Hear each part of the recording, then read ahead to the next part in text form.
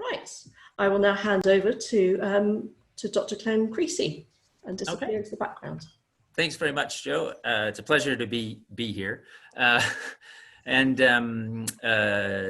I suppose, as a way of a small introduction, I'm originally from upstate New York. Got interested in grapevines by working with Dr. Robert Poole, or Bob Poole, at the Geneva Experiment Station, and a little bit with Nelson Shawless after he retired.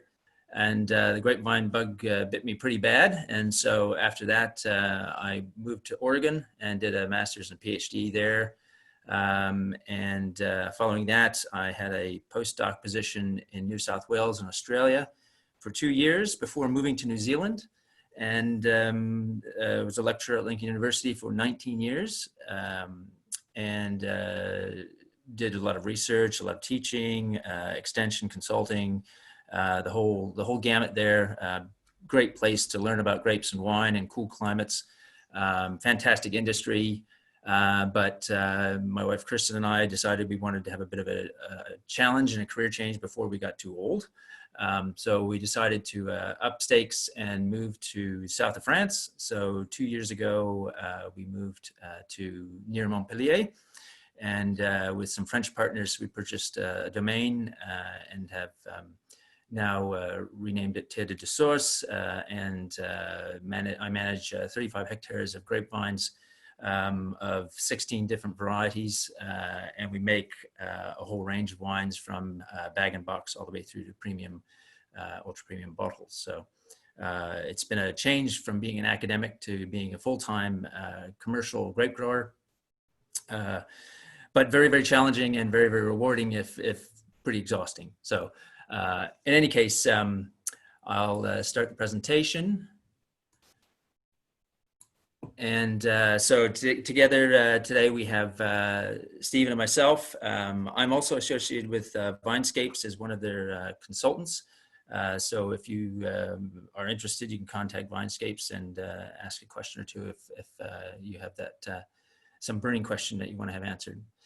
So today is kind of a follow-up to the Canopy Management 1 that was delivered a while ago with Patty Skinkis, who is currently in Oregon and I'm very familiar with that climate and the kinds of grapes and wines that grow there, because I spent 8 years in Oregon for my master's and PhDs. Again, wonderful place and some really good research coming out of there as well. In New Zealand, I had quite a bit of work on canopy management and changing the grapevine environment in a cool climate situation. I think that is a good background for me to be making some comments about the UK industry. So I like to go back to try to make sure we're all talking about the same, or at least the same thing, or define what we're talking about in this case. So canopy management, one way of defining it would be how you manipulate the shoots, leaves, and clusters to optimize conditions for producing grapes for a specific purpose.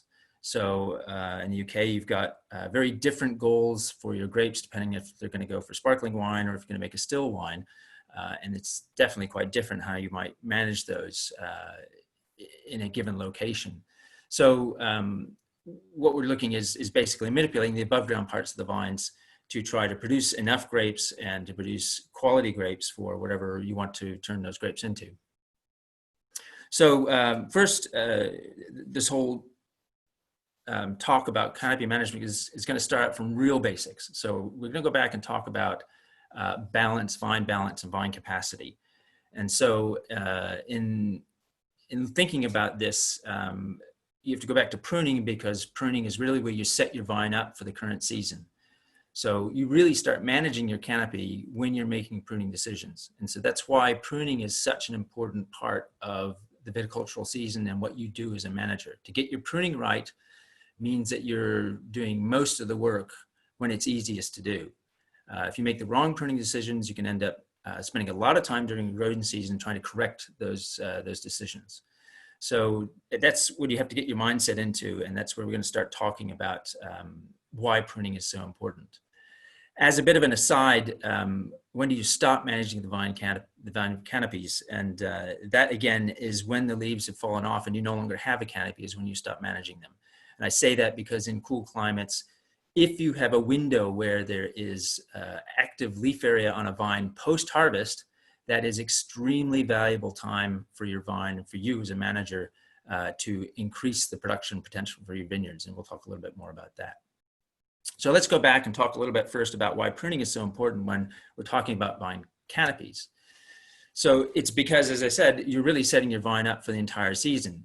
The decisions you make and how many nodes to leave, and to some extent, which way you prune and how you prune, will have an effect on what the canopy looks like during the growing season.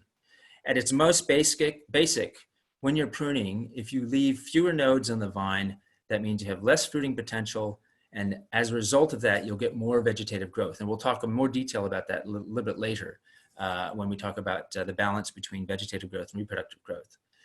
And turning around the other side, if we have more nodes, that means we have greater potential fruiting for the vine. And as a result of that, you have vegetative growth.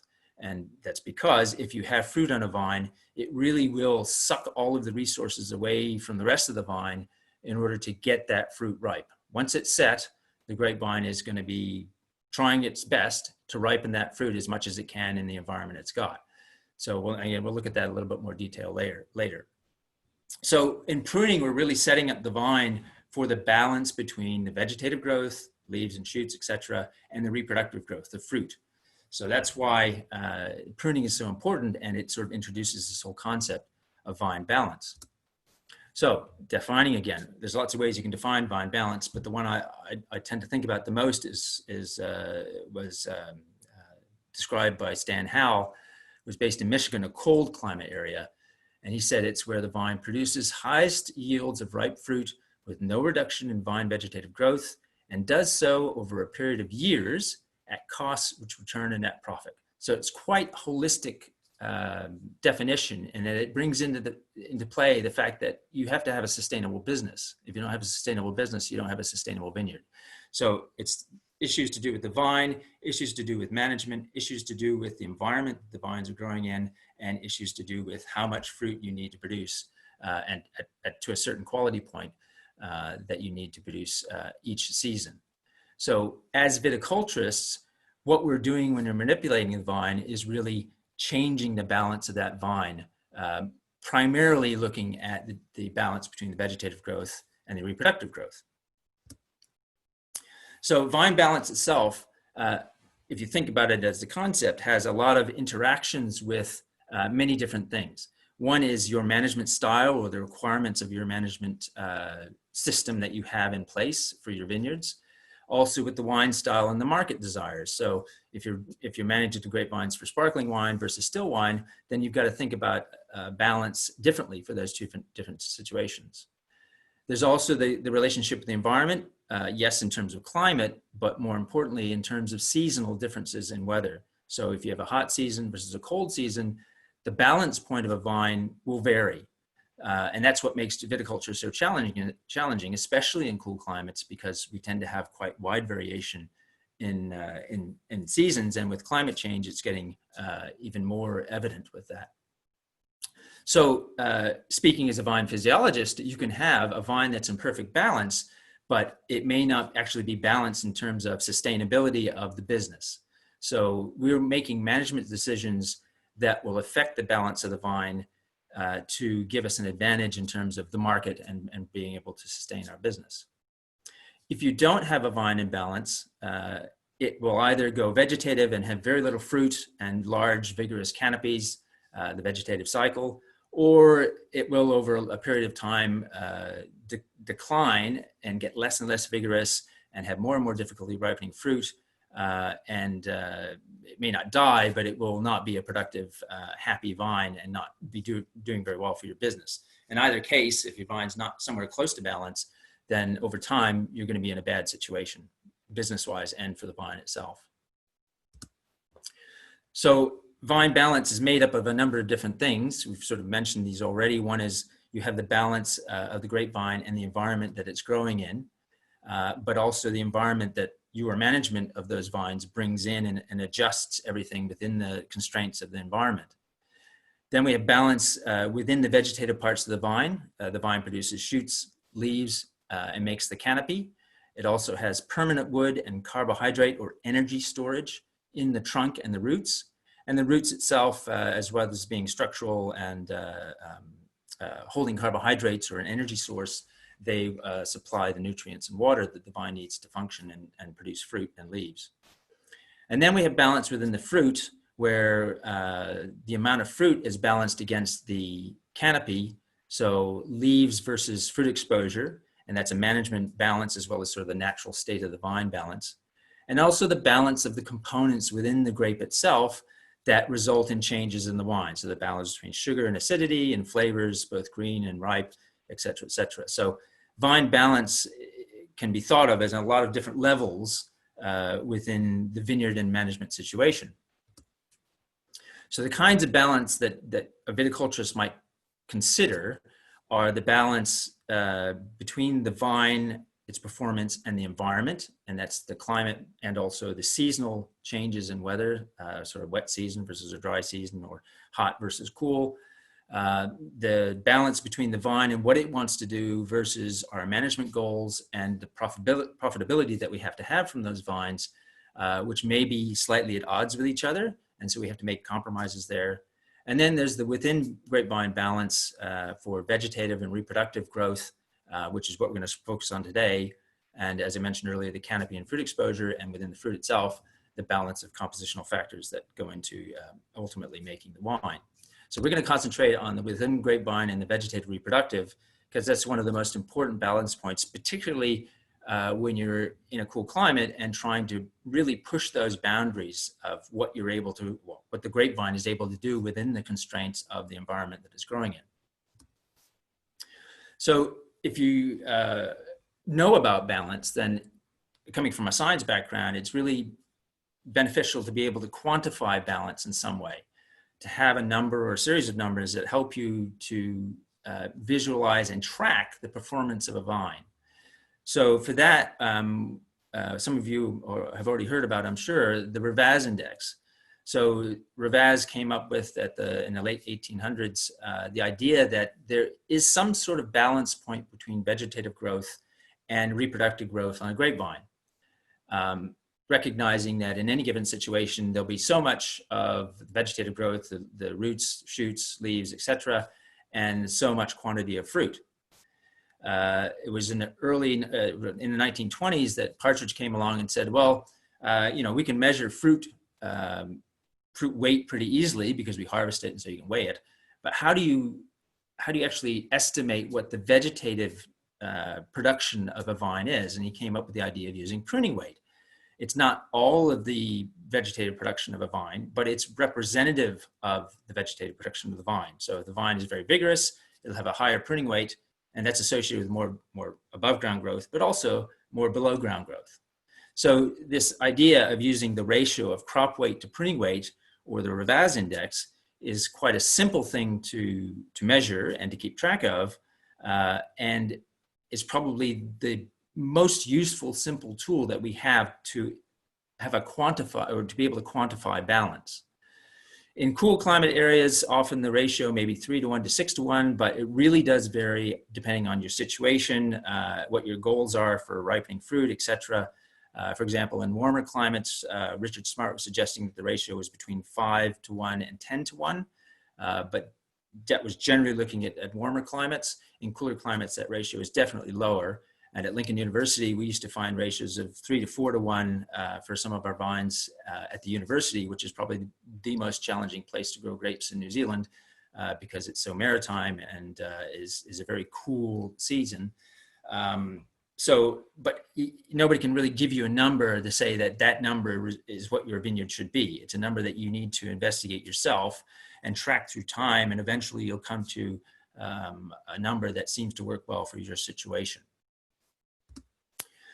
The other way of thinking about and quantifying balance in the vine, vegetative versus reproductive, is to actually go out and get an estimate of leaf area on a vine. And this is because the leaf area, or the leaf, is the photosynthetic engine of the vine. It is what creates energy on the vine that is used for everything else. So assuming that you have well-exposed leaf area, the leaf area should be proportional to the ability of that vine to make energy.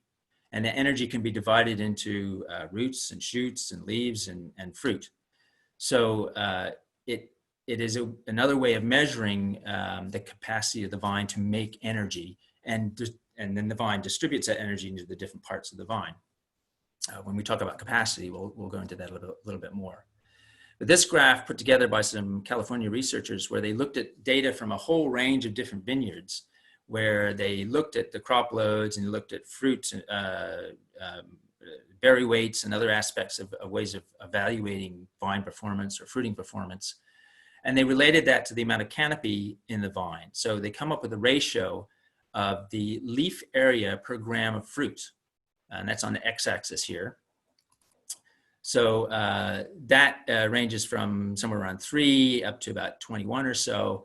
And then they plotted that versus a lot of other factors. One which is most used, most shown often, is the Brix level. So how much sugar gets into the fruit. But you can also have a very similar curve for berry weight, for example. And what it shows is that when you have a small leaf area for a given amount of crop, you have a limited ability of that vine to ripen that fruit. So when we're down here in sort of the 4 to 6 range, we see that there's the potential for that fruit to get riper if you had more leaf area. But because the leaf area is limiting, you have a lower crop ripeness level. So when you get up into these areas where you're above 10, then you see that we reach the point where, you know, you keep adding leaf area, but you don't actually get any benefit in terms of additional sugar. So from this, they've sort of given a range, and again, it depends on your own situation, a bit like the Ravaz index, that around 7 to 14 or so square centimeters of leaf area per gram of fruit gives you sort of the optimal levels of leaf area for ripening that fruit. So you can have a vine that has more of that, that's no problem. You can ripen fruit fine. But if you have a vine where you have small leaf area relative to the amount of fruit, then you can run into big problems with getting that fruit ripe. And certainly we've seen that issue in Marlborough and other areas of New Zealand, where they have really good fruit set, they have very high crop loads, and you can see that the vines just stall out during ripening. They'll stick around 16 to 18 Brix, and no matter what the weather's like or what the temperature is, they just won't go any higher than that. And that's because those vines are source limited. They just cannot produce enough sugar to ripen that fruit. So balance, you can quantify balance in a couple of different ways. The Ravaz index is the easiest way to do it. You just go out and measure pruning weights for a few vines, get an average, and then harvest the crop off those vines, and then make a ratio from that. But another concept to consider when you're thinking about vine balance is something we call vine capacity. And that's a measure of the absolute amount of material that a vine can produce. So balance is a relative amount, but capacity is, say, okay, how many kilograms of dry matter of actual energy can a vine make in a season? And so this gives you a number that is indicative of the size of a vine. So a big vine can produce more carbohydrates, and therefore it potentially can produce more leaves, more fruit, more roots. And you can actually get a number for this by just taking the pruning weights and the crop weights and doing some quick estimations of the dry matter that's produced in each of those components, the fruit and the pruning weight. So what we're really trying to do with this formula, capacity is approximately equal to crop weight times 0.25 plus the pruning weight times 0.55, is all that's saying is that the fruit is about 25% dry matter. It's about 75% water, give or take. And the pruning material that you take off the vine is about 55% dry weight and about 45% water. If we take those values and multiply them by these values, the percentages basically of dry matter in them, then we come up with a number that gives you an estimate for the amount of dry matter that vine was producing in that season. It's not the real number, but it is proportional or representative of that number. So again, you can track this from season to season, and you can see whether your vines are declining in their capacity or increasing in their capacity. If they're declining, generally speaking, that is not a very good thing, particularly if they keep doing it year after year after year. That means the vines are getting smaller, they're less able to produce fruit, and less able to produce leaves and shoots and roots. So it's a way of looking at vine health and performance that's a little bit different than looking at the balance, which is a relative measure of the two different variables. So the absolute numbers is interesting to calculate, and I think it's worth calculating since you have, if you're doing the Revaz index, you have those values anyway. But as a concept, vine capacity is quite useful to a viticulturist because it makes you realize that the vine can only do so much in a season. You can't make it do more than a top limit. And realizing that helps you decide how you want to manage that vine. So I think it was Mike Trott that came up with these triangle diagrams that sort of illustrate the point of vine capacity. So if you look at the main parts of the vine, we've got the shoot, the roots, and the fruit. And you can think about the area of this triangle as being the vine capacity. There's a certain area here and it's limited.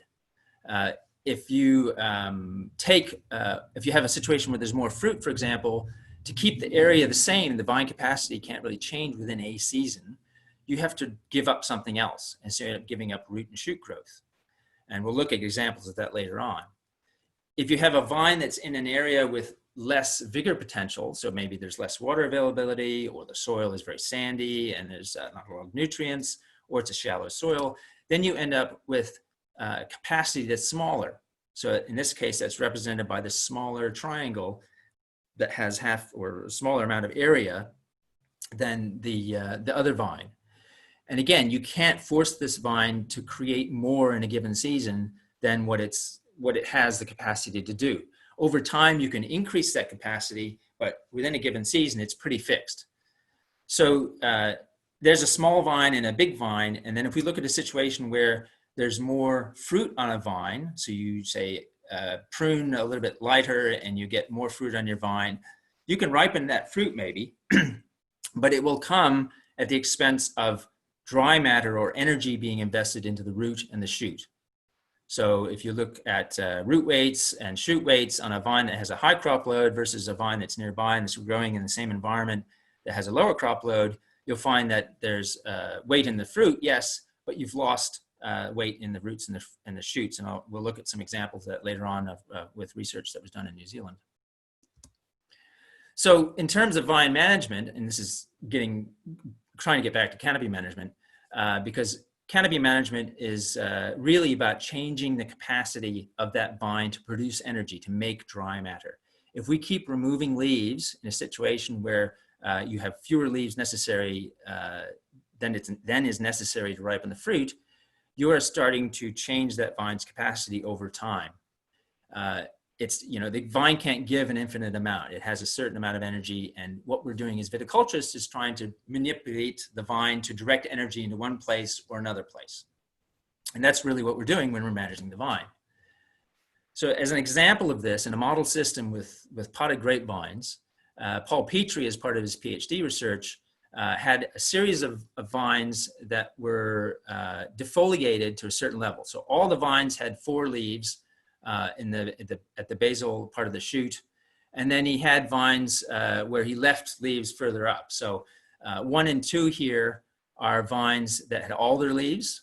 Then 3 and 4 are vines that had 2/3 of their leaves retained.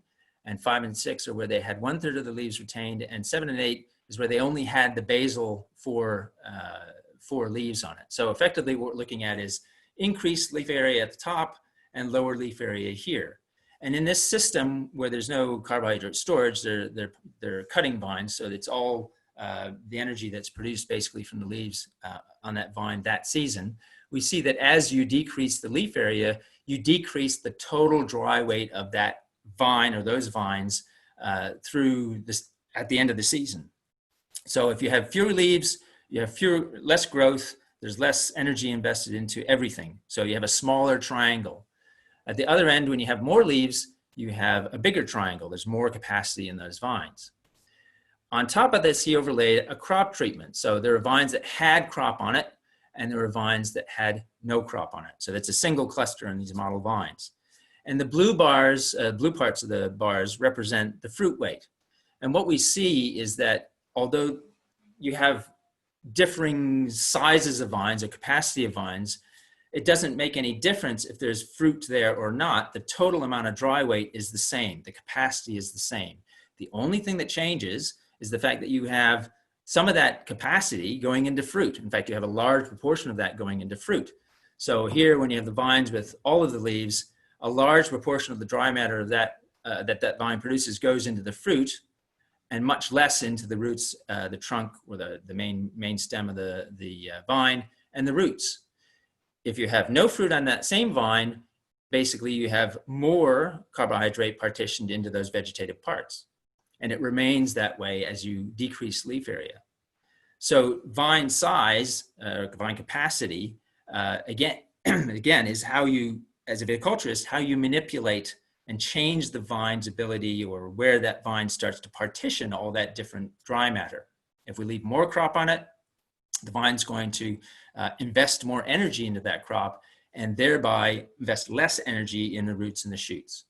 And at some point, of course, you can have too much crop, and then not enough energy is invested into the roots and the shoots and leaf production. And then you can run into a real problem with the fruit not ripening, and also the vine actually getting into a situation where it might decline. So vine capacity, it's quite useful, I think, to think about it and at the beginning of your season say, okay, my vines have a certain amount of ability to create energy. How do I want to partition that energy between the main components, realistically, the vegetative parts, the shoots and the roots, and the fruit, the thing that makes you money? So this is where we come into canopy management, because again, it starts at pruning, where you set out the ultimate amount of fruit that vine can have. And then from there, you're usually managing that canopy in some way, either to manipulate the shoots and leaves so that they're intercepting the light better, or that you prevent shading in the canopy, or you're trying to remove leaves for whatever reason, either trimming to keep the canopy the way it's within the trellising system the way it's supposed to be, or removing leaves to increase air movement in the cluster zone, whatever reason. A lot of the time what we're doing is actually changing that leaf area in some way. You can also change crop, but that's sort of a whole separate issue that could be another webinar on its own. So if you're in a situation where you don't have enough leaves, or you're on that border of having enough leaves to ripen the fruit that's on the vine, if you remove more leaves, then you can actually have an impact on that fruit being able to get ripe. In a cool climate, and when you tend to have higher crop loads relative to the kind of climate and season that you've got, it's absolutely possible in a commercial sense. And having some way of tracking vine performance, either vine capacity and or VAS index, I think is a really useful tool to invest in, to be able to monitor your vineyards objectively through time. And it can be a very useful tool to thinking about how you might manage your vines going into the next season. So I think we'll just hopefully this storm is passing by without creating any power cuts. But at this point, I wanted to switch gears and talk more about the management practices, if that's all right, Stephen. We sort of discussed earlier about maybe you having a go and then me having a go again. And I'm not sure if you want to do that or. Yeah. Okay. What do you want to do now? Do you want to do a presentation now and I continue with management practices after? Yeah. Can you hear me? Yes. Yeah. Okay. Yeah. I can try and share my screen, shall I? We've got one question here. It actually says, why is the vine balance different between still and sparkling wines? Oh, because you have generally higher crop loads in the sparkling vine. Yeah. So you're trying to ripen to a lower degree of ripeness compared to a table wine. So it changes the dynamics basically of what you're trying to do. Yeah. Can you see that screen? Yes, it's perfect. Okay. And you can see the sidebar now, I guess. Yeah, I just want to talk a little bit about my background. I'm not an academic. I've done various degrees, but none of them in viticulture. I've been doing my job for 45 years, working in English vineyards, pretty much only in English vineyards, and Welsh vineyards occasionally. The first 20 years from sort of 1974-5, when I started this journey, up until about 2000, I was either at working in the vineyards abroad, or when I came back planting vineyards and winemaking. I did 20 years winemaking at what is now called Chapel Down. It was then called Tenterden Vineyards. And since 2000, really, I've been advising people full-time on planting vineyards, looking after vineyards, and only in the UK, as I said. I've read pretty much every book going on viticulture in the English language and a few in the German language. And I'm constantly surprised by the differences between what we find in other countries and what we find in the UK. Our vines, I don't think, behave in the same way. We have different conditions. Just, simple things like if you compare Champagne, for instance, with the UK, I've been working with the Tattingers now for a few years on their project, and they don't understand our conditions, and we don't understand their conditions, I suspect. Their average yields, 15,000 kilos per hectare, 15 tons per hectare. And people will soon tell you they can get 22 tons per hectare. Our average yields are a lot lower. People do get 8, 10, 12 tons, so 20, 25 tons per hectare, but that is very, very rare. And that really only occurs in exceptional years like 18. I'm going to talk about that a bit later. So I think we have very different conditions. We have very much lower crop levels, especially very variable crop levels. And of course, we do have a maritime climate, and we do have summer rainfall, some years more than others. So looking at that first slide, yeah, our growing degree days does vary considerably. And if you look at that chart there, which, just move that out of the way, sorry. You can see at 18, why was 18 so exceptional? Because it had another 200 degree days. 19 is back to sort of more or less average. And I guess this year might be a little bit above 19 and below 18. We've had some exceptional conditions this year. Crop variability is a big factor in the UK. When you look at our average yields over the years, it can vary between the ridiculously small amount in 2012 to the ridiculously large amount in 18. And you have to ask yourself, what causes that? It's nothing to do with the way the vines are pruned, nothing to do with the way the vines are looked after. It's purely factors beyond our control. Frost, of course, will hit certain vines, certain vineyards in certain years. 2017 was a case in recent point where some vineyards were really badly affected. And if you try to calculate the Ravaz index in a year when you've been hit by frost, it doesn't make any sense at all. And comparing years like 18, sorry, and years like 17 when you had frost, the idea of having an index in which you can apply to every vine in your vineyard really doesn't make sense. Flowering conditions, by and large, are the biggest variable. Forgetting frost, but in the whole annual growth cycle, flowering conditions are the ones that make the difference. Alistair Nesbitt, in his papers that he's put out, his PhD paper and a subsequent paper, he indicated that June rainfall was the only factor that you could pin down as being responsible for yield differences. Temperatures either side of flowering, when you look at somewhere like a year like 18, when we have perfect weather before flowering, perfect weather after flowering, that's really what made not only the number of bunches that formed and the number of berries that set, but the size of the bunch. The size of the bunch is a really critical factor in overall crop weight. And that can vary between 80, 90 grams on some varieties in some years, with Pinot and Chardonnay, which are very widely grown. In some years, the bunch weights are under 100 grams. Other years, like 18, they were in the 200, 250. I've got Merlot, people with Merlot over 300 grams.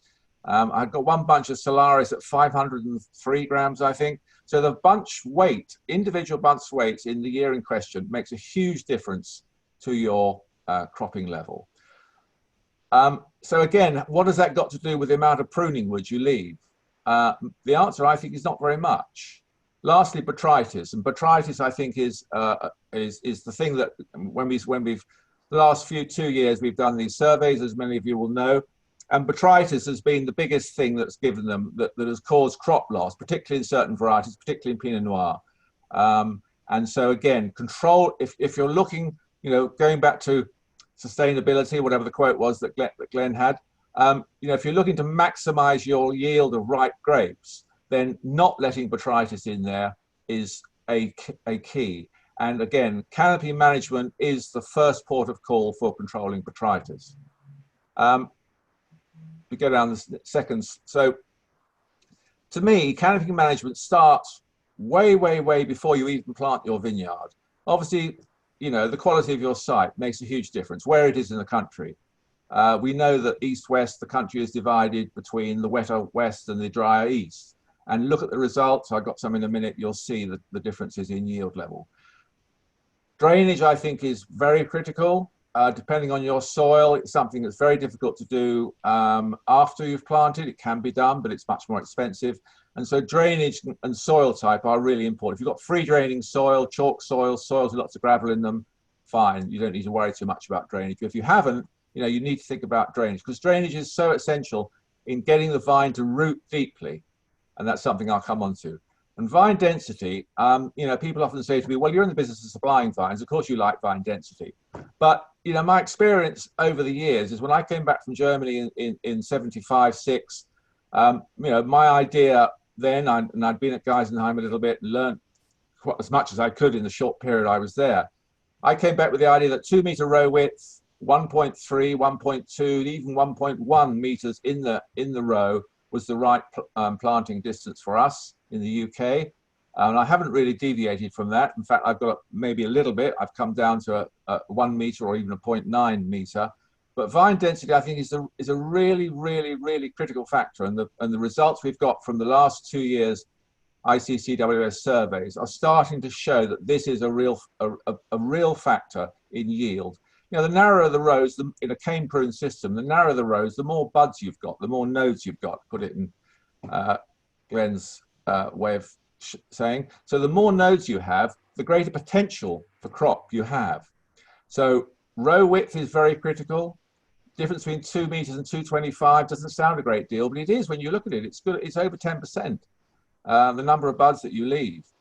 Intervine distance, having I planted several vineyards at 1 meter, quite a few vineyards at slightly less than that.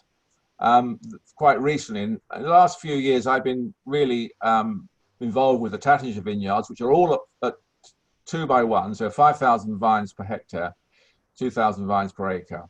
And I really see the difference now between growing double Guyot and single Guyot. With double Guyot, you know, in a T form, you've got overlapping shoots because they cross over each other. But with single Guyot, you have that space around to one side or the other of the single arm, which gives your much better aeration, more space, and I think a much better canopy. Okay, the initial cost of going from 1.2, 1.3 down to 1 is per vine, or per hectare, obviously it counts, but you know, over the years, a few £100, even £1,000 a hectare more is soon lost in crop, extra crop, and quality of crop that you gain. Rootstock, again, surveying what rootstocks people have. You know, SO4 is the most common rootstock grown in the UK. Furcull is the second most. This is obviously because of the very, very large number of Pinot and Chardonnay and Meunier vineyards. Why SO4? Well, SO4 is the most popular rootstock with people that grow vines, pepinierists and people who sell, because it has the highest output. You can sell 60% of what you graft. And so SO4 is either the only one that's left on the shelf, or it's the one that the nurserymen like to sell you. But to my way of thinking, it's not the best variety of rootstock for the UK. It's slightly too vigorous. Cane size is slightly too big. Internode length is slightly too long. And low to medium rootstocks, such as the ones I've got on the slide now, the 3309C and so forth. 16149 is a very good rootstock, but beware of it. And I've written at length about the problems of 16149. But if you can get it to establish and get it to crop, it is a very good rootstock. But the difference is between growing on those 41B, compared to say Furcal or SO4 is quite significant. And that's just the rootstock alone. So you have to tackle this thing from every aspect before you even get to the point of pruning. Trellising, height of bottom wire. I calculated, as I say, in 1975-6, that I needed a leaf wall of 1.2 meters high. And I believe that gives you the best chance of, with some de-leafing, it gives you the best chance of ripening any crop that you are likely to get in the UK. So bottom height of bottom wire and canopy height, which of course are bound together, are really quite an important thing. Time after time after time, I hear people say, oh, I want my wire at 0.9 from the ground because I don't like to bend over. Well, you know, if you don't want to bend over, don't have a vineyard. And I know it's, you know, I don't work in a vineyard anymore, but you have got to get the vines come first, and what they need comes first. And the fewer leaves you have, of course, the less photosynthetic ability that vine has, and the more difficult it's going to be to ripen any crop, let alone a big crop. This is something which people will have seen before, just to show you that, you know, we are in terms of comparison with other regions. I mean, I don't know what Oregon would crop. I'm not familiar with the Oregon situation, but New Zealand I know quite well. I've been there a lot of times, and I know a lot of data coming out of New Zealand. But you know, they can get Sauvignon Blanc at 20 to 30 tons per hectare. We have very little chance of getting there. You know, if we average 8 tons per hectare on a UK vineyard growing Pinot and Chardonnay, we're doing pretty well. And again, you know, it has to be said that, you know, some parts of the country are less suited to growing vines than the other. And again, the lower the crop, the more the vine is likely to get into vegetative growth, although I don't think it happens quite as much as it is as you will read. So this is just going back to vine density. You know, the yield difference between, if you look at the right-hand chart table, you know, you can see the difference between the yields. It more than 4,000 vines per hectare, you know, averaging almost 8 tons, 2,000 to 3,000 vines per hectare, 5.6. It's a considerable difference. And, you know, that extra yield pays for the increase in amount of vines you have to buy, pays for the increase in the amount of trellising you have to have. And again, people say, oh, I haven't got the right tractor. Well, you know, you have to do what's best for the vines. You have to get yourself the tractor that will fit down a 2-meter row. There's plenty of tractors around that will do that. That's not a delimiting factor. And altitude, again, we're finding that, you know, the best part in terms of altitude, between 60 and 100. Below that, you're more likely to be frost affected. Above that, you're more likely to be affected by cool winds. Again, you have to take into account these are only from 2 years, 18 and 19, well, 18 was a far from typical year. And I would think that in more typical years, if we ever get back to one, we will be seeing even greater variation in yields due to altitude. So just to run through a few things about vine density, which I don't think everyone always realizes. You know, the amount of rain that falls on a hectare is the same whether you've got 1 vine in there or 10,000. So the more vines you have, the less access to water and nutrients each vine has. You know, that's plain. If a vine's got less water, it's not going to grow so much. And having too much water is what makes our vines more vigorous than they are in other regions where it's much drier. We don't have the days over, you know, we've been exceptional this year. We've had 5 nights with the temperature from over 20 or 20 and over, and 5 days with the temperature over 34, at least in London. And I guess it's been pretty hot in other parts of the country as well. So we're having some exceptional weather at the moment. But in general terms, you know, we don't have the days over 30 degrees.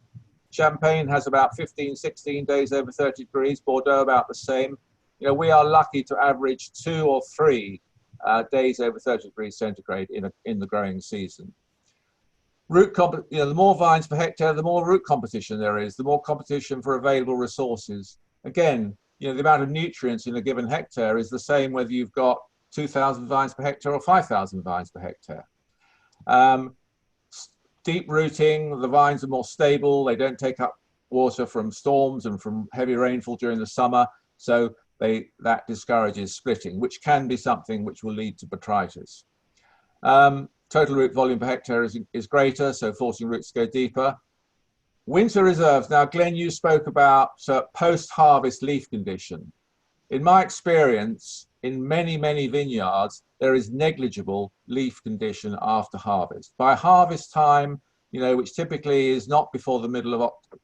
Some varieties, yes, but in the mainstream, the major varieties do not get harvested before the second week of October.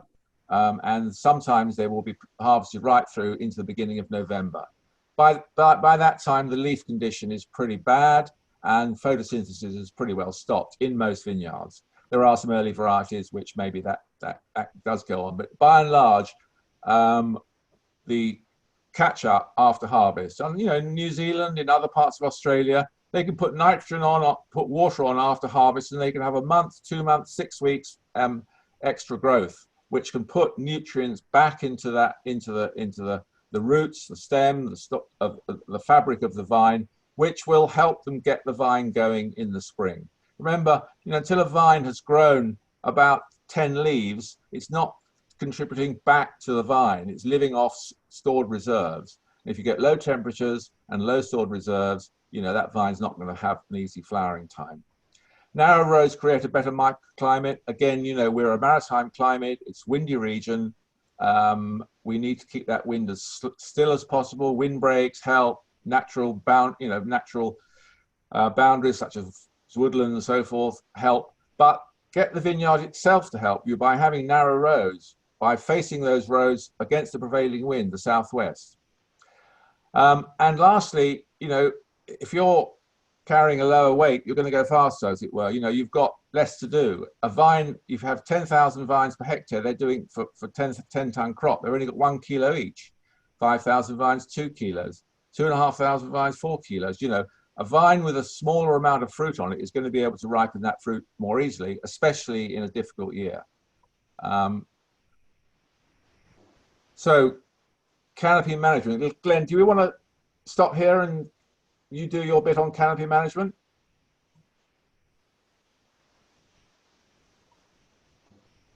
Hello? Unmute.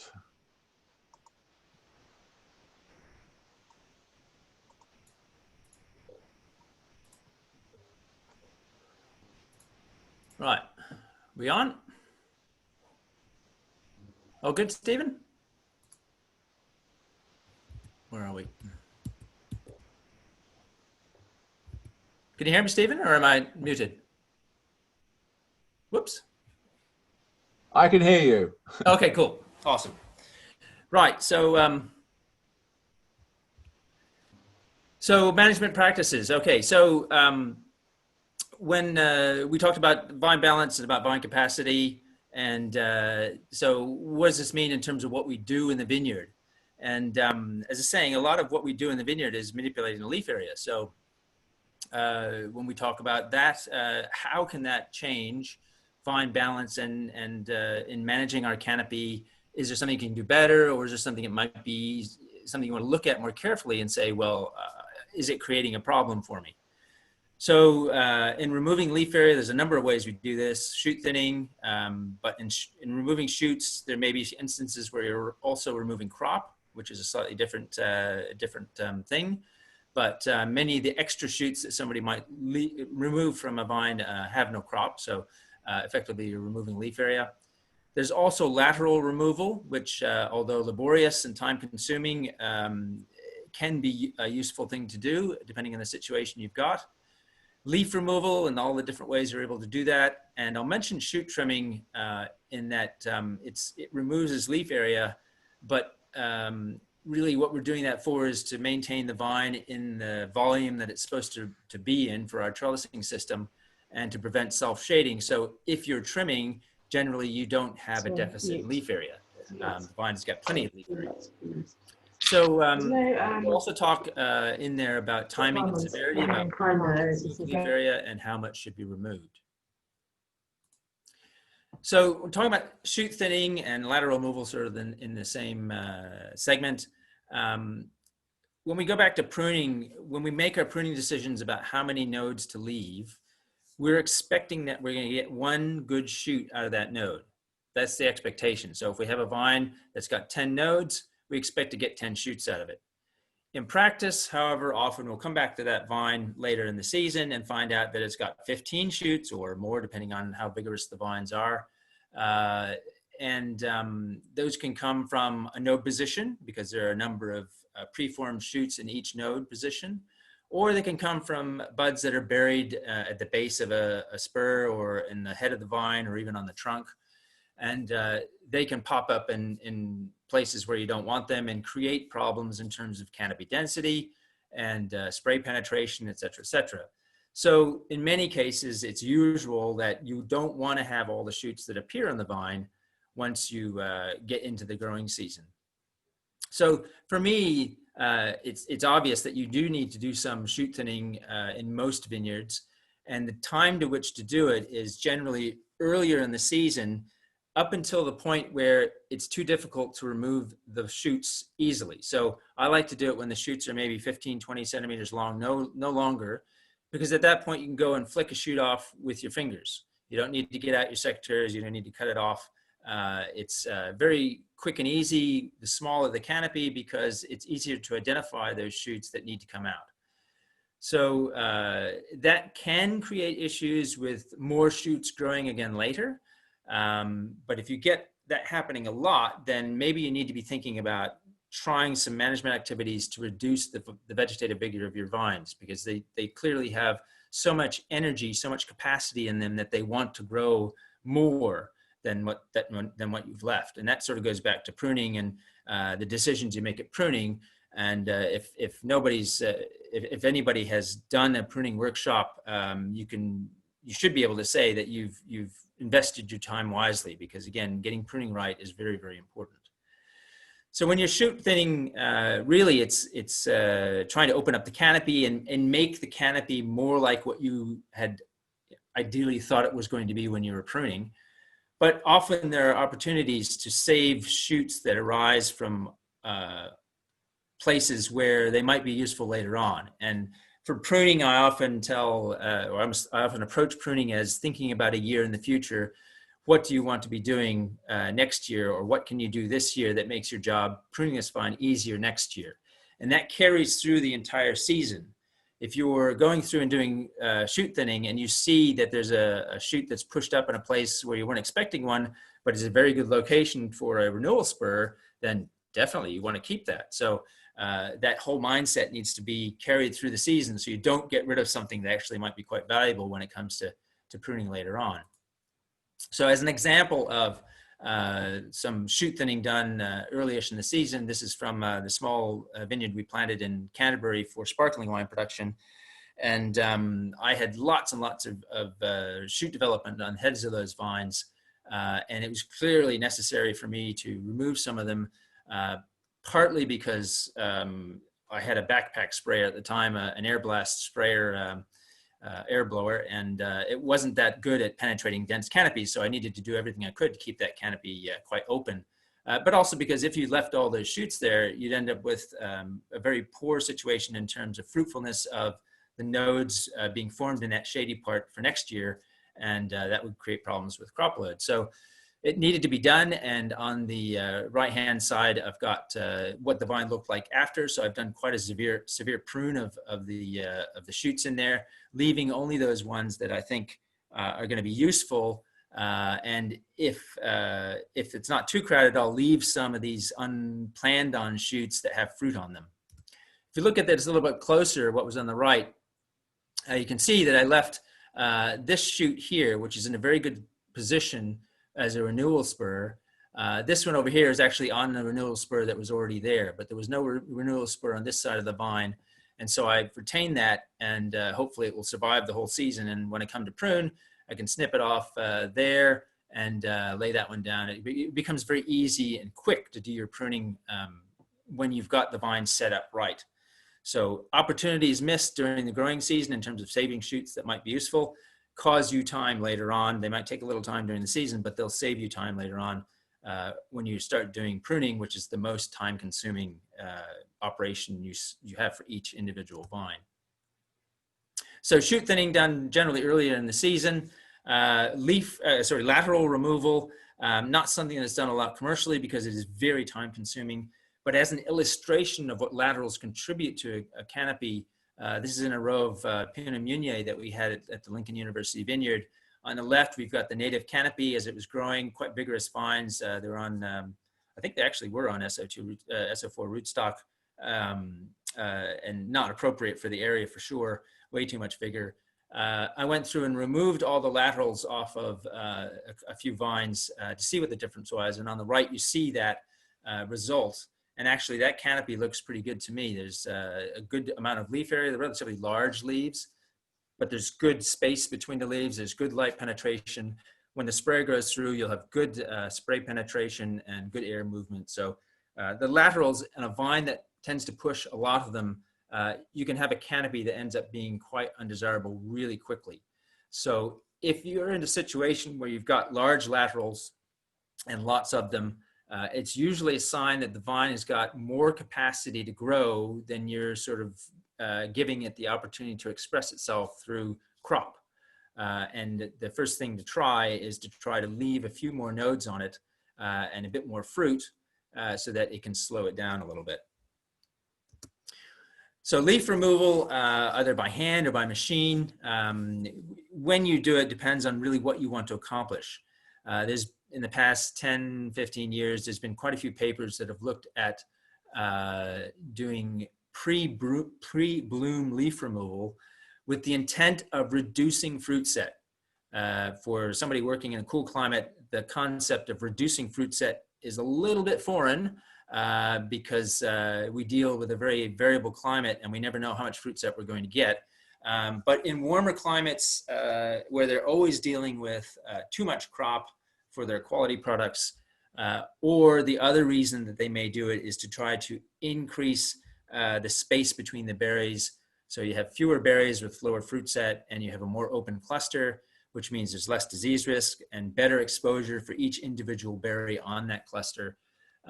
However, when you look through the literature, I've not seen necessarily a consistent benefit in terms of opening up the cluster. There's a couple of papers that show when they've done the pre-bloom leaf removal to change percent fruit set, they actually get a change in the development of the rachis on the cluster, and it ends up being just as compact as it was in the control. So your mileage may vary with that. So you may not get the disease risk advantage that you were hoping to get. And in general, for cool climates, I think it's really a bit too risky.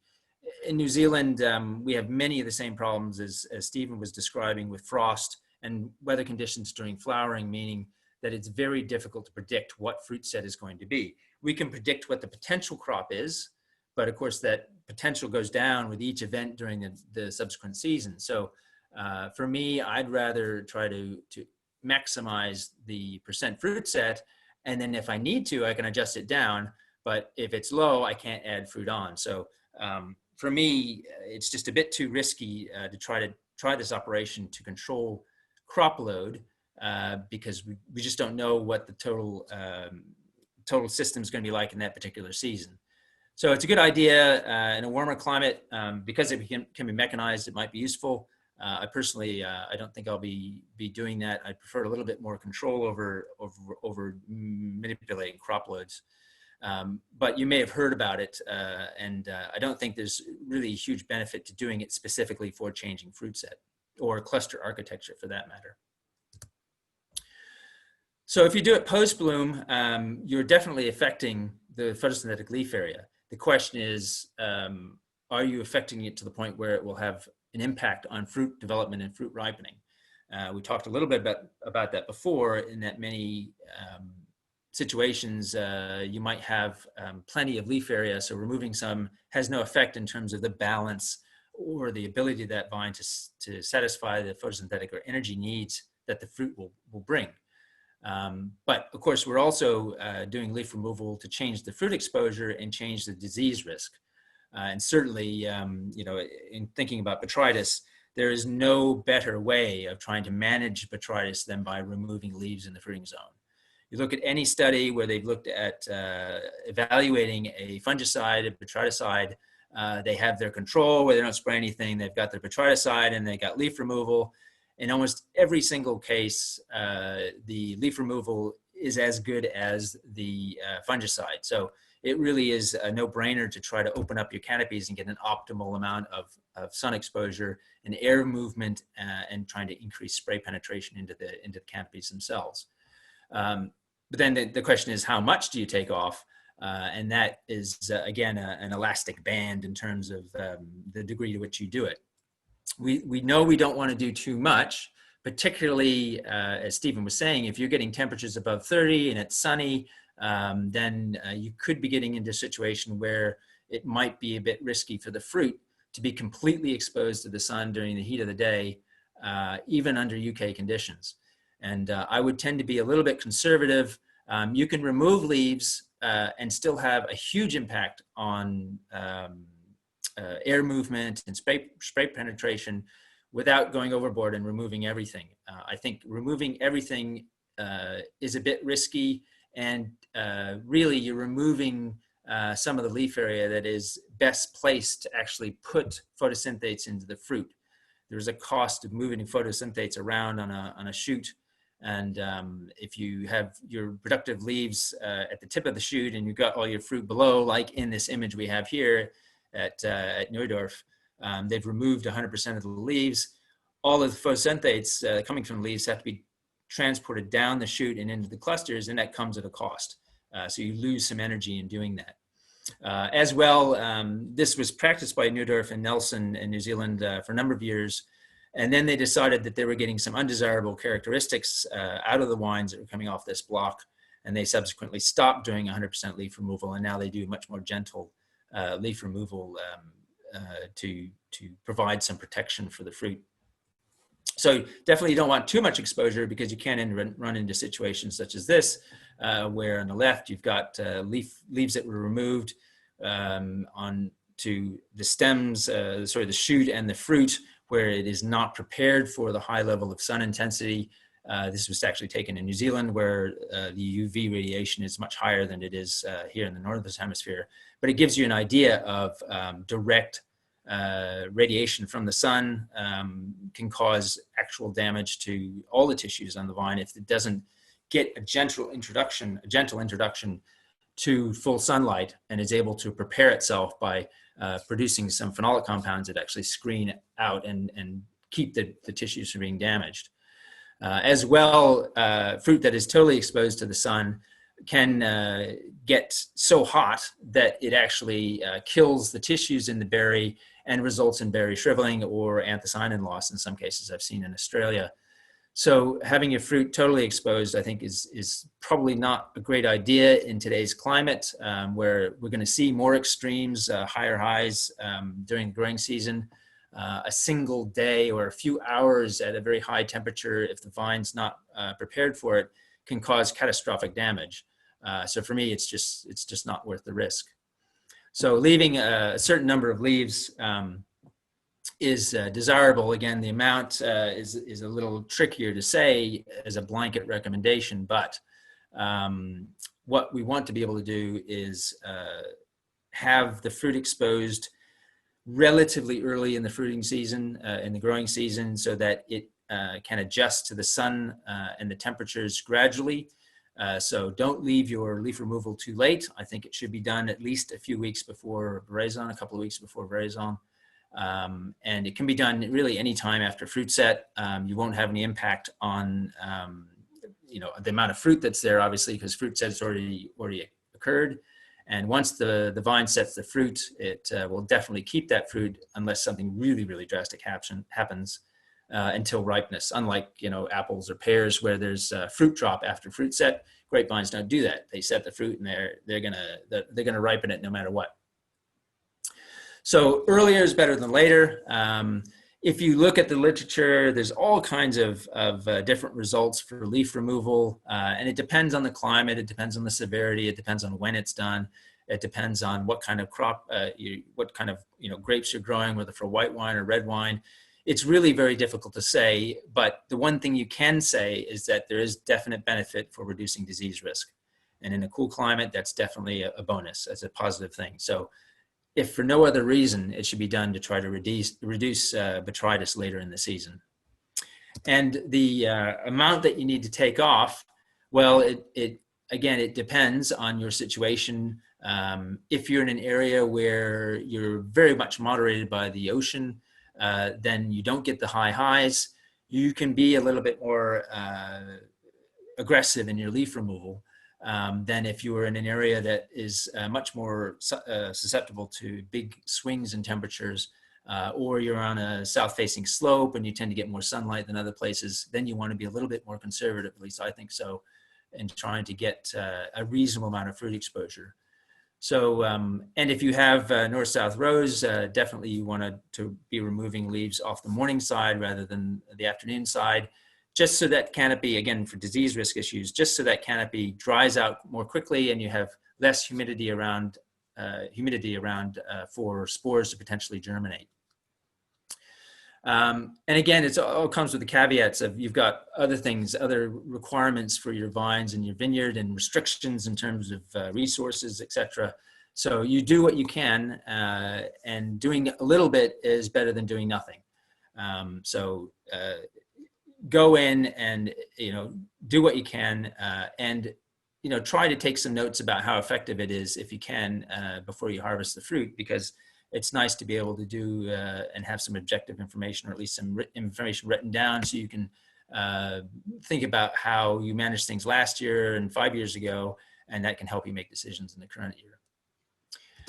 So as I say in that previous slide, that most commercial vineyards around the world have an excess of leaf area compared to the amount of crop they're trying to ripen. So if we looked at that leaf area versus square centimeters of leaf area versus gram fruit ratio, generally you're on the upper range of that in a commercial situation. If you've got 1.2, 1.3 meters of canopy, you can remove leaves in the fruiting zone, and you really don't need to worry about removing so much that you're going to have an effect on fruit ripening. However, in the UK, because of the low growing degree days, because of the lower levels of light, because of the fact that it's a cool climate, if you are having a high crop load, you're getting up into that 8 tons per hectare range, I would be a little bit cautious about removing too many leaves. Stephen said that he's looked and he said, you need about 1.2 meters of canopy. If you're trying to ripen even to sparkling wine levels, 8-9 tons, you're probably getting to that point where if you do remove a significant amount of leaf area, you could have a real effect on the ability of that fruit to ripen. And there's no real way to predict that. And that's why I'm suggesting here that you do what you normally do, but then take some information to be able to get some numbers around that. And one of the good ways to evaluate whether or not you have enough canopy or not is to look at the ripening rate, or the increases in bricks per week. It's something that I've been doing extensively here in the south of France, and it's quite interesting to look at in some ways about how consistent it is. And so in your situation, if you go out and do a good, I would say cluster samples, not berry samples, a good cluster sample, determine the bricks of that combined sample, do that once a week and plot it out, and you can start to get an idea of the rate at which the bricks accumulate. And in each given management situation / vineyard / location, all those sorts of things, you'll have a rate that is associated with your vineyard. If you find that rate starting to level off as you get to the end of the season and you're only up to 18 bricks, then you're probably in a situation where either it's gotten cold really suddenly and the vines just aren't functioning anymore, but it may be that you're limited by leaf area, which means you need to dial back the crop a little bit, or find more heat, if you can do that, to be able to allow those vines to ripen that fruit without having to draw on reserves in the vine to get it ripe, because that's what the vine will do. In California, they took vines at color change. They removed all the leaves at color change, and the vines were able to ripen that fruit to 16, 17 bricks. And that's all from using the stored reserves in the vine. So the vine will use them if it needs to, but those reserves are there for a reason. They're reserves to help the vine through difficult periods. So maybe the reserves can help you ripen an especially high crop in one season, but don't expect the vine to be able to do that season after season after season. So this is where monitoring the vine capacity would help, because you'll see that the vine capacity will decrease over time if you're just too close to that edge. Monitoring fruit ripening rate can help you within a season to see maybe if you're getting to a situation where you're source limited or there's not enough leaf area for the fruit that you've got. So try that out and see how it goes. You know, it's more valuable the more data you have. So take it from a number of different blocks, take it year after year after year. The more information you have, the more you'll start to see what is a normal level for your particular situation. I also suggest measuring the Ravaz index and monitor that yearly, because again, it can help you track the performance of your vineyard over time. And you can look back at it and start to see trends. You might have a warm year, you'll see the Ravaz index alter slightly. You have a frosty year, of course, the Ravaz index is going to be all over the place. But over time in different seasons, you can start to see a pattern that'd be useful for you in trying to predict, well, maybe I should change my pruning because this past year the vines were so out of whack. Maybe I need to do something to try to make sure and hedge my bets that this season they're not going to be overtaxed. And then if there is the opportunity for post-harvest photosynthetic time, as Stephen said, it may not be happen very often, but if you have it, you should use it. And if you are always harvesting your vines after the leaves have basically given up for the season, then I would be very cautious about doing that year after year after year, because it's showing that the vines are actually using their stored reserves to finish off that ripening. And if you do that year after year after year, you're making those reserves get smaller every year, and the vine is going to eventually stop performing so well. So be cautious about the fact that if you're so close to the edge, eventually, you know, you might go over that edge. So as I've already said, it's useful to think about the vine as you know, it has a bank of energy, and it can draw from that bank sometimes to help you out in a bad season or whatever. But you really need to put money back into that bank in order to have a sustainable system. The vine might be able to help you through a couple of hard seasons and give you decent fruit. But if you have another one, eventually it's going to not have the energy to do that. And then all of a sudden you'll find your fruit just sort of maxing out, and you just can't get it as ripe as you want it. Again, at the end of the day, if you don't have a sustainable business, what's the point? So in those situations, a cool climate in the UK where you're trying to maximize yield, it is useful to gather information to see how close to the edge you are. If you're over that edge, I'd recommend backing off, but you can try to play it as close as you can. I think that's all I had, Stephen. Yep, that's it for me. Okay, yeah, I just want to add a couple of things.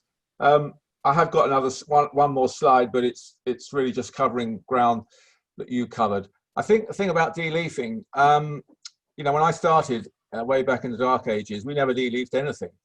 I did then start doing a little bit on rice and cyna, which we tried to make some sweet reserves, some sus reserve as we called it, so trying to get the sugars up. Did some thinning, did some de-leafing, and I realized that, yeah, de-leafing was a great help particularly in botrytis control. And I think if nothing else, de-leafing to help your control of botrytis, which of course saves you crop and gives you a better crop. And Duncan in the last, I think, did you see Duncan's presentation? I can't remember, but yeah. I mean, he was saying that he now goes into his vineyards and he looks after mid-flower and de-leaves. And I think that's not a bad point to bear in mind. And I think sort of halfway through towards the end of flowering, you need to start de-leafing. The question of how many leaves you take off has to a certain extent to do with your pruning system. If you've got arch canes, obviously, and you want to expose the fruit zone, you've got a lot more leaf to take off. And that's one of the reasons why I don't like arched canes. My mantra is you don't need more buds, you need better buds. So, you know, 6 to 10 good buds, fruitful buds on a individual vine is going to give you, if the vine fruits well, you've got good crop, two good bunches on each shoot, you know, you're going to have enough crop. You do not need extra bunch buds. So arching canes, to me, I wouldn't now contemplate planting a vineyard with arch canes. I did start when I started, because that was the you know, coming from Germany, that's what they do, because they want extra crop, they want as much crop as they can get. But we don't have those conditions. So I think you should start sort of mid-flower. I think you should take off at least 1/3 to half the leaves in the fruiting zone only. That does two things. There is some argument about the rachis being elongated and maybe helping with botrytis control. So there is that factor. I don't, in my experience, you don't get crop loss. There are other factors which can cause more crop loss. But taking off the leaves in the fruit zone does a couple of things. A, it allows your sprays to get onto the bunch early. You know, you need 2 good sprays onto the fruit once they've formed before bunch close, and obviously well before veraison. You know, for most people, veraison is only happening now.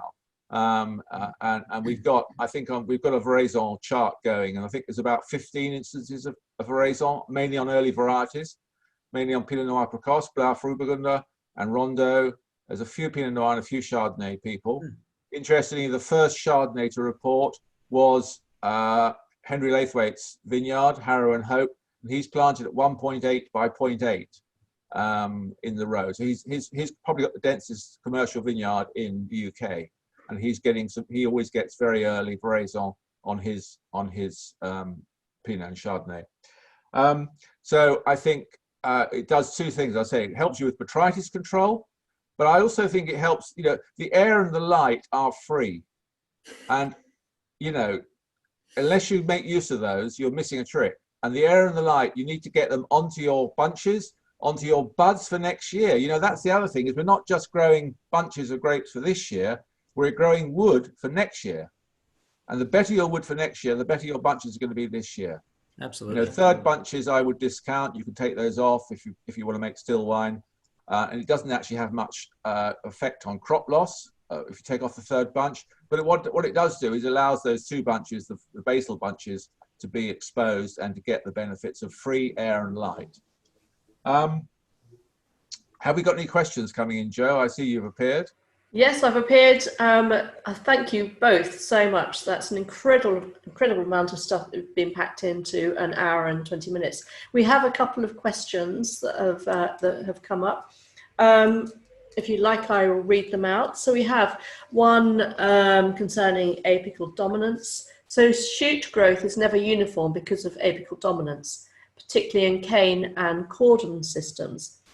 How early should shoot topping be used to encourage a more even shoot growth? I've read all this research on apical dominance, and I don't think it makes a halfpenny's worth of difference what you do. You either get it or you don't get it. And how much difference that makes on your cropping level, your ripening level, I've got no idea. But trying to prevent it, arch canes don't prevent it. I think it's something in the books that actually doesn't happen in practice in the UK anyway. You know, I laugh when you, Glenn, when you were a bit dismissive about 10 bricks. Last year, set 19, the average for Pinot and Chardonnay was 15 bricks and Pinot was 16 bricks. Those are the harvested levels. In 18, we got about 16, about a bricks more, 17 and 18. So that's, you know, that's a good, 18 was a great year. Yeah. We break couplets too, yeah. If we break 20 bricks on a stand of Pinot and Chardonnay, we're doing exceptionally well. Oh yeah, that's something to shoot for. Sorry. No, I think about the shoot apical dominance. I gather what they're referring to is the fact that you get uneven shoot growth along a cane, which yeah, it's something that can be related to a vine that's imbalanced, and it's, I mean, I don't like arching canes for exactly the same reasons that you said, Stephen. It's not really a very good thing to do in the long term. It may be in the short term if you're trying to correct a problem, but I don't like them. So generally speaking, if you have very long canes, you'll get very uneven shoot growth on them, particularly in the middle, which is a common problem, which is one reason to keep the vine spacing a little bit tighter so you don't have to have long canes. Something, say, over 10 nodes is going to be long for me. There's been quite a bit of research done in New Zealand. Mike Trott's done quite a bit of research on what the differences are between short shoots and long shoots in terms of fruit composition and frequency and all that stuff. So it's possible that you might read a little bit of that research to see what impact it's having on your fruit. But as far as I'm aware, shoot topping is not really a way to address that, because the reason why the shoots don't grow as big is not necessarily pre-programmed into the shoot. It's something that the shoot doesn't have enough resources available to it to grow at a normal rate. It's being sucked away by somebody else, some other shoot or the roots or whatever. But it is a very complicated, difficult system. I think it's also very rootstock related, age of vine related, and soil related. You've got a very vigorous soil, young vines on SO4. You can get apical dominance. If you've got them on a much more devigorating rootstock and the vines are a few years older, and you've got a very free draining soil, and you don't really see it. Not to the point where you can say it's harming the vine or harming the crop. Great. Thank you both. I think the other question is, there's another one's popped up. Just bear with me 1 second.